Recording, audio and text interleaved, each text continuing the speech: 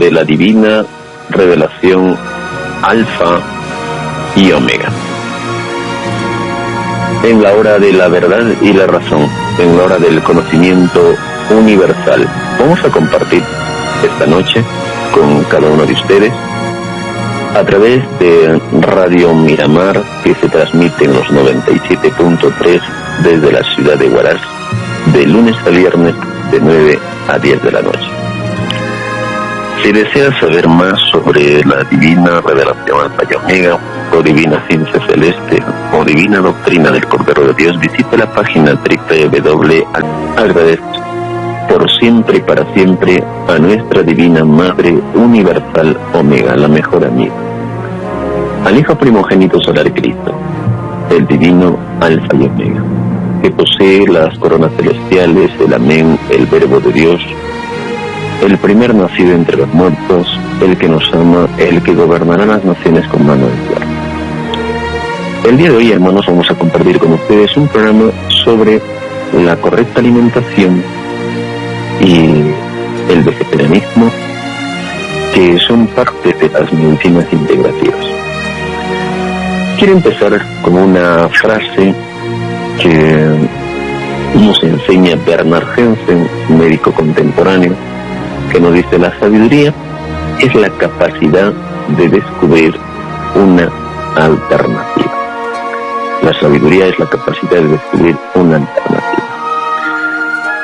Y complementando sería integrando para la comprensión de la verdadera salud. Puede empezar cuando los buenos motivos surgen para el cambio de una alimentación carnívora a una alimentación vegetariana, o del materialismo al espiritualismo. No son cambios que debemos hacer. Y esto va a depender del grado de ilustración que cada uno ponga en su vida cotidiana, como también del interés en avanzar, en progresar.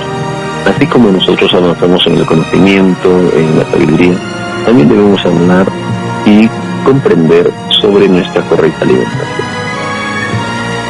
Estamos viviendo un resurgimiento del interés por el vegetarianismo, como nunca antes en el pasado. Pero a diferencia de otras épocas, cuando los defensores de la dieta vegetariana eran personas ya adultas, con experiencia en el ámbito de la filosofía o de la ciencia, hoy, que lo haría un animal normal, y comen además un puré de proteínas que desarrolla más rápidamente la apreciada carne blanca. El objetivo de su existencia, el matadero, lo alcanzan cuando están hinchadas de antibióticos como medida preventiva, de bloqueadores beta contra el riesgo permanente del infarto y de sedantes contra el estrés, ¿no? También, por ejemplo, podemos ver en los pollitos en las cantidades exageradas de antibióticos que le ponen y hormonas, ¿no? Incluso a los pececitos se le da la micoíta. Esto ha degenerado tremendamente su, digamos, su naturaleza. Y no solamente esto, sino que todo ello, al poder, digamos, tratar de consumir en este mundo actual, se le pone nitritos cuando ya es un cadáver para que dé la apariencia de fresco. Las hormonas, el clenbuterol y el benzopireno, por ejemplo, que se desprende cuando lo ponen al carbón, que es ahumado, que es altamente cancerígeno. Y esto se ha demostrado en el mundo, donde diferentes clínicas y hospitales en el mundo que hacen investigación científica ya han dado sus investigaciones sobre la relación de cáncer, degeneraciones celulares y el alimento cárnico. El respeto a la propia vida. La motivación ética para abstenerse de la carne también puede presentarse bajo otro aspecto. Además del respeto a los animales, el del respeto al propio cuerpo de la persona. Así lo entendieron los precursores del gran movimiento a favor de la vida sana, que se desarrolló a mediados del siglo pasado en Estados Unidos, y siguiendo principios éticos y espirituales, dedujeron que deberían abstenerse de todo lo que pudiera perjudicar el buen funcionamiento del organismo: las drogas, las bebidas alcohólicas, el tabaco, alimentos insanos como la carne y sus derivados. Hoy son muchos en todo el mundo los que, tanto como base espiritual, sin ella, tratan de aplicar estos mismos principios éticos de la vida sana y del respeto al propio cuerpo. Pero también hay motivos psicológicos, ¿no?, y económicos. Se sabe que, por ejemplo, la cría de los animalitos para ser utilizados como alimento es un lujo, un auténtico despilfarro en términos económicos.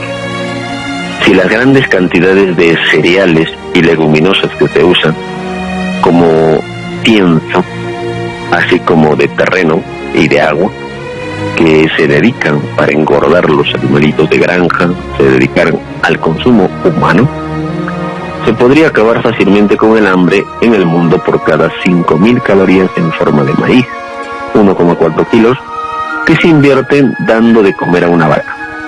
Únicamente se recuperan 200 calorías en forma de carne, 130 gramos con 1,4 kilos de maíz se podría alimentar a un habitante del tercer mundo durante varios días, pero 130 gramos de carne apenas dan para un solo filete en la mesa de un occidental.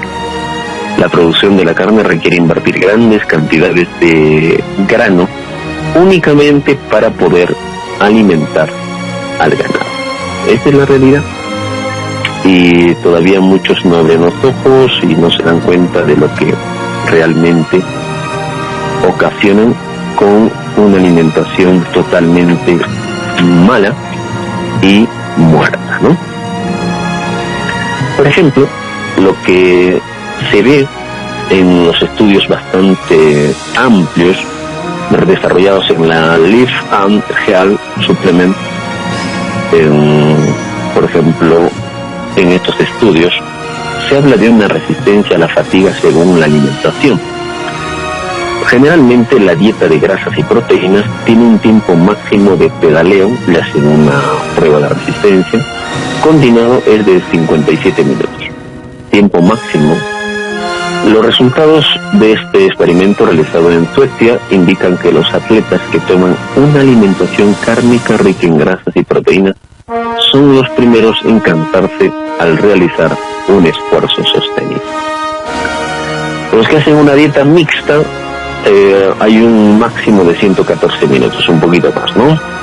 Con una alimentación mixta que incluye tanto alimentos animales como vegetales, la resistencia a la fatiga, medida por el tiempo máximo de pedaleo continuado, aumenta hasta los 114 minutos, que es interesante.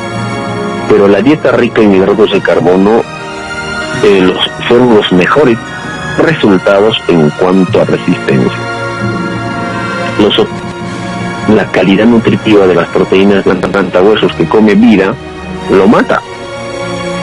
El herbívoro tiene molares muy desarrollados que permiten marcar y machacar los alimentos hasta formar una pasta. El hombre, por ejemplo, los colmillos humanos son pequeños, distintos a los de los carnívoros, muy distintos. Los molares se parecen más a los herbívoros, aptos para la masticación y trituración de fibra vegetal y los granos de cereales. Hablemos de la mandíbula, por ejemplo. En el caso de los carnívoros solo permite hacer bien el movimiento de apertura y cierre para desgarrar el alimento. En el caso de la mandíbula de los herbívoros permite los movimientos laterales para triturar y ensalivar los alimentos, además de la apertura y de cierre. El hombre puede realizar todo tipo de movimientos con su mandíbula como los herbívoros. Pero también hay algo significativo en cuanto se refiere a la saliva.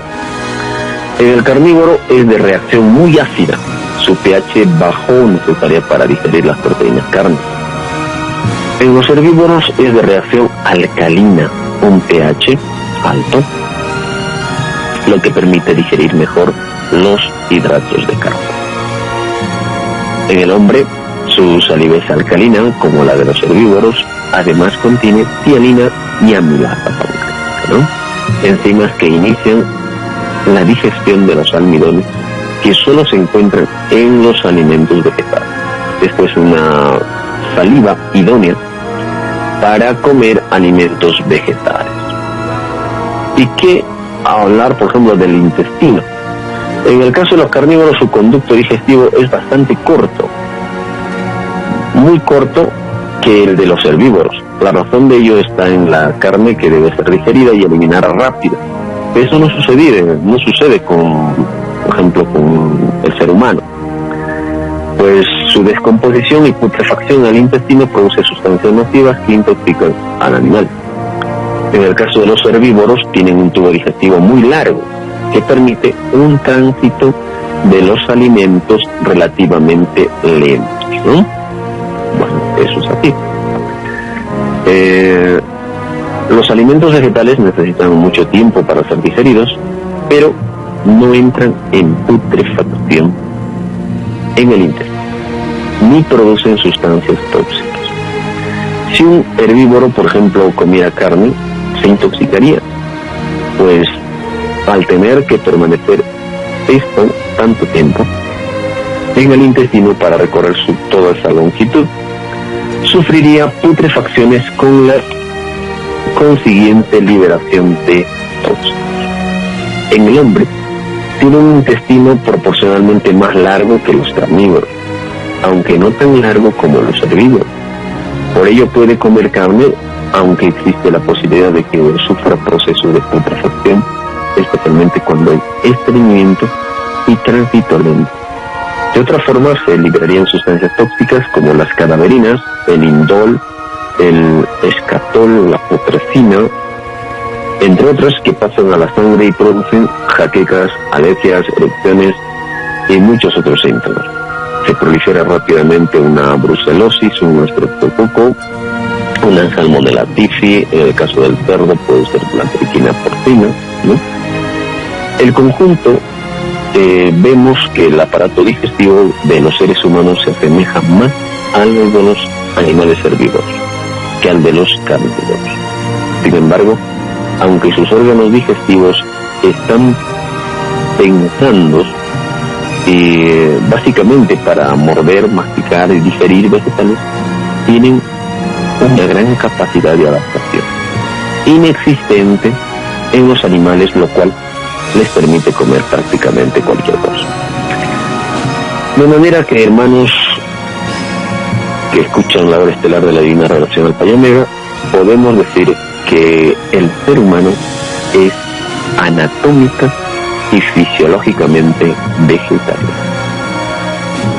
El ser humano es anatómicamente y fisiológicamente vegetariano, aunque tiene la posibilidad de adaptarse a una dieta omnívora y, lógicamente, matarse, ya que hay muchos inconvenientes de la carne, tremendos. Por ejemplo, Albert Schweitzer, médico y premio Nobel de la Paz en 1875 y 1965, nos decía: soy consciente de que el comer carne no armoniza con la más aguda de la carne sean mayores, unidos a su permanente disponibilidad, hacen que su consumo plantee importantes riesgos que no deben ser ignorados. Bien, vamos a ilustrar, compartir con ustedes las diferentes investigaciones que se hacen pues con este tipo de alimentos muertos o las llamadas carnes, ¿no? Contenido de grasa de algunos tipos de carne. Por ejemplo, en el caso del parte del animal, en el cerdo, los gramos de grasa por cada 100 gramos de 57.5, ¿no? La carcasa es 35.1, 100 gramos de parte comestible. En el salchichón 33, en jamón 18, lomo 12, jamón curado 8. Ya vamos hablando de una esteatosis hepática o hígado graso o una esteatosis renal. En el cordero, carne grasa 21.6, en la vaca, el lomo 9.14, aves en el pato 5.95 y así. Esto se refiere a las carnes crudas. El exceso de ácido graso, saturado y colesterol. La carne contiene una elevada proporción de grasa, la mayor parte de la cual está formada por ácidos grasos saturados. Debido a las condiciones de sedentarismo de los animales que se crían en las modernas explotaciones ganaderas, que llegan hasta la movilidad casi total, una inmovilidad inmensa. Su carne, aún apareciendo magra, contiene bastante grasa, y este es el caso del cerdo, por ejemplo, cuya carne negra y magra contiene alrededor de 18% de pura grasa. El exceso de grasa en la dieta cárnica y en los productos de origen animal es responsable, junto con el tabaco, el estrés, el sedentarismo, del aumento de colesterol en la sangre. Esta sustancia se deposita en las paredes de las arterias, endureciéndolas, estrechando su luz, proceso que se conoce como arteriosclerosis. Este estrechamiento de las arterias es la causa básica del infarto, del miocardio, de las trombosis cerebrales, embolias y de falta de riego sanguíneo en las extremidades. Los alimentos de origen animal producen un aumento del nivel de colesterol sanguíneo por dos mecanismos. Porque contienen colesterol, que es absorbido en el intestino y pasa directamente a la sangre. Los alimentos vegetales no contienen colesterol.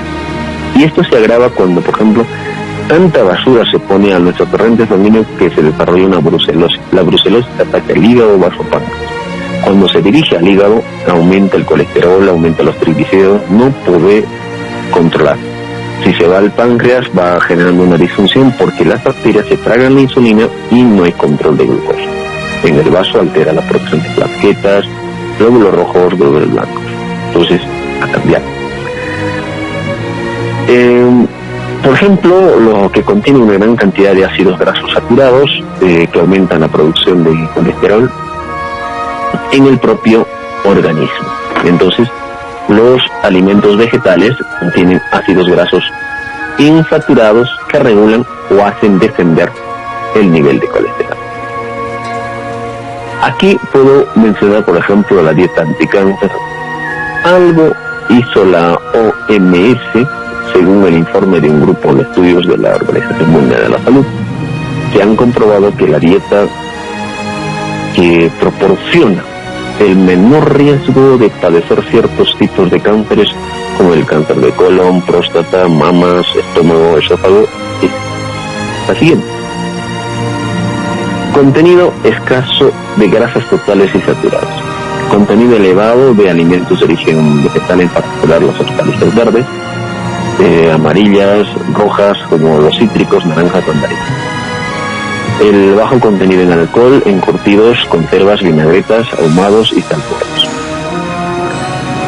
Entonces, por ejemplo, en los alimentos vegetales contienen ácidos grasos insaturados que regulan o hacen descender el nivel del colesterol.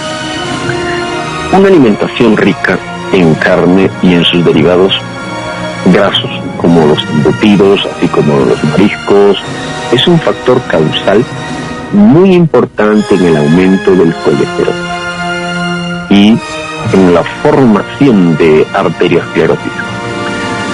Otros alimentos de, por ejemplo, origen animal, la nata, las cremas de leche, los quesos también, cuando estos, por ejemplo, entran en diferentes estados que ya estamos mencionando en nuestro programa, en contacto con otros agentes cancerígenos, y eso muchas veces el ser humano desconoce. Aunque sea en cantidades muy pequeñas, desarrollan una tumoración maligna. Podemos decir que el metilcolantreno de la carne potencia la acción de otras sustancias cancerígenas que todos podemos ingerir en un momento dado, ¿no? Imagínense los que han nacido con una alimentación vegetariana, es genial. y los que han ido cambiando también es mucho mejor, ¿no? Entonces, aquí vamos a ver que, por ejemplo, los mataderos a menudo se encuentran reses sacrificadas que al despiezarlas presentan algún tipo de tumoración, pero así lo venden, ya sea benigna o cancerosa. Lo habitual es extirparla, aunque no siempre. Pero ¿qué ocurre con el resto del animal? Con seguridad quedan células cancerosas en los ganglios linfáticos, en la sangre o en otros órganos. Ya en los años 60 se hicieron estudios que demostraban la, por ejemplo, transmisibilidad entre animales de laboratorio de ciertos tipos de cánceres producidos por virus. Esto, por ejemplo, puedo mencionar en el Archivo Internacional de Medicina, en la página 105-482-491, en el cual nos habla de todo esto. Que aunque es cierto que no hay, digamos, mucha difusión de este campo, y de que el comer carne de animales con cáncer produzca también cáncer en los humanos, sí que existen indicios tremendos y actualmente ya se están llevando a cabo las investigaciones en este sentido. Y nosotros que vamos viendo pacientes cada día, vemos esto bastante.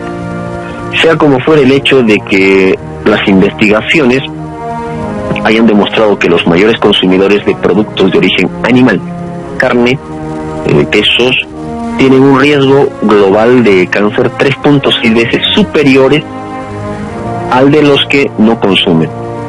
Esto, por ejemplo, en el estudio de la Universidad de Harvard en Estados Unidos, se llevó a cabo un estudio con 89.000 mujeres a las que se siguió durante 6 años y se concluyó que un mayor consumo de carnes rojas y de grasa animal aumenta la incidencia de cáncer de colon. Muchos otros estudios han llegado a la misma conclusión, por ejemplo, como realizado en California.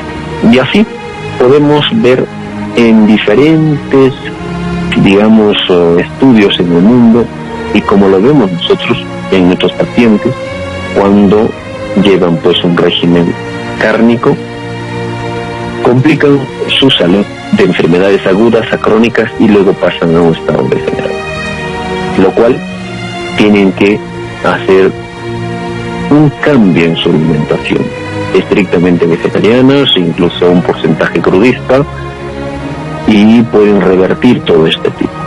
La labor está en tomar conciencia y hacerlo para el bien de cada uno de nosotros. Pero si no recibe consejo la persona, ¿cómo se le puede ayudar?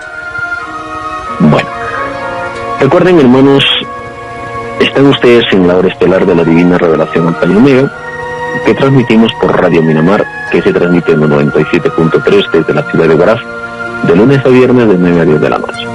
Si usted desea saber más sobre la alimentación vegetariana, el naturismo, la medicina integrativa y la maravillosa doctrina del Cordero de Dios, visite nuestra página en www.alfayomega.pe, o también puede volver a escuchar este programa visitándonos en Facebook Alfa y Omega Huaraz.